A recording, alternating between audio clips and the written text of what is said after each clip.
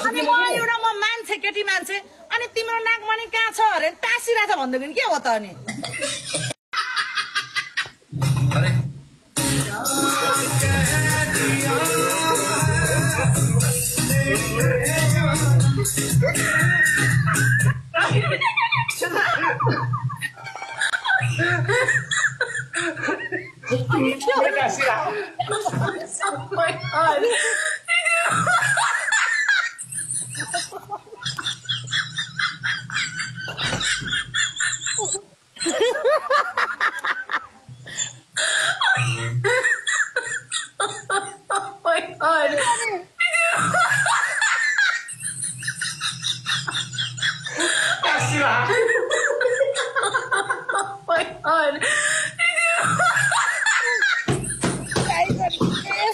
नागमणि कहाँ छ अरे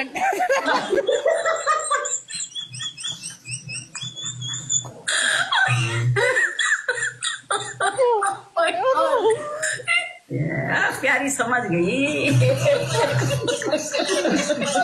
नगरे गाएछ यहाँनिर भोलि 9 बजे आउँछु ल आज गएको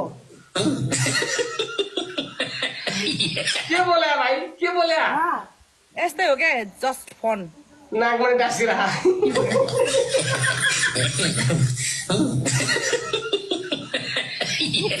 म अब इच्छाधरी नागिन हो नि त त्यही भएर हो क्या